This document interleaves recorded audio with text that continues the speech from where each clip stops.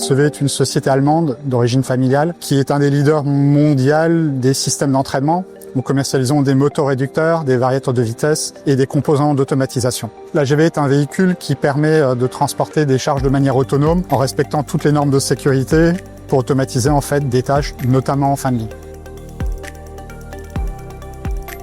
Cette nouvelle solution de Cisco est relativement facile à mettre en œuvre. On a été étonné par la rapidité par laquelle ils ont pu le déployer. En quelques jours, autant contrôleurs que bornes étaient en place. Le plus gros gain que l'on a pu le constater, ce sont notamment la partie couverture. On divise par 2 pratiquement le nombre de bornes, tout en améliorant la performance. Le point négatif qu'on avait jusqu'à présent dans tout ce qui est Wi-Fi était entre autres la partie roaming. Et Curve gère le roaming de façon complètement différente, qui permet de pouvoir déplacer nos objets et de rester connectés sans aucune interruption.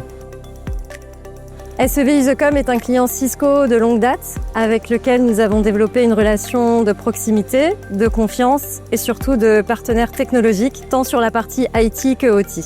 Lorsque Cisco a annoncé l'unification des technologies Wi-Fi traditionnelles avec Urb, j'ai tout de suite pensé à SEV qui ont ce réel besoin de gérer ces 2 environnements. C'était l'occasion unique pour eux de bénéficier de cette innovation qui leur permettrait à terme de réduire les coûts et la complexité et d'augmenter l'efficacité de la couverture Wi-Fi à la fois côté bureau et côté usine. Pour SEV, on a mis en place des ateliers donc sur mesure. On a travaillé avec les équipes industrielles et spécifiquement les équipes AGV. Voilà, pour essayer de regarder un peu quel type de solution on pouvait proposer aux clients par rapport aux problématiques liées au métier de chacun. Et derrière, effectivement, on s'est retourné vers Cisco pour effectivement pouvoir faire ce fameux POC qui nous amène ici aujourd'hui, incluant donc SEV, Cisco et Nixo.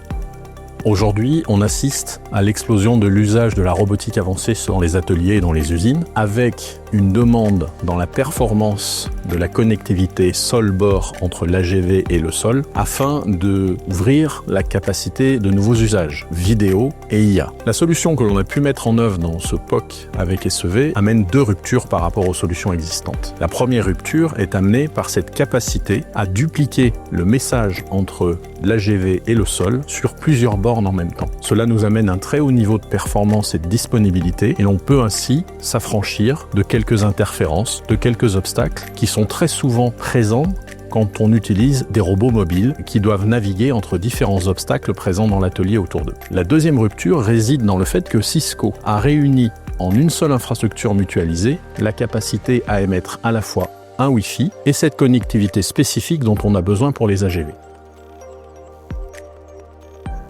Pour prendre des mots simples, la technologie URWB est une technologie sans fil qui va, grâce à un protocole spécifique, apporter différentes choses. 1, un très faible temps de latence, c'est-à-dire une transmission très rapide. 2, une robustesse au niveau du protocole, donc très peu de pertes d'infos. Et 3, des capacités de transmission très importantes. Pour essayer de la résumer, on l'appelle de la fibre sans fil. C'est vraiment amener du niveau de très haute qualité de transmission sur des réseaux sans fil. Le gros intérêt aujourd'hui de ce lancement, c'est aussi d'avoir mixé les 2 technologies dans une seule borne, c'est-à-dire cette capacité à partir d'un point de diffusion d'offrir du URWB pour les AGV et garder le Wi-Fi pour les tablettes et autres équipements.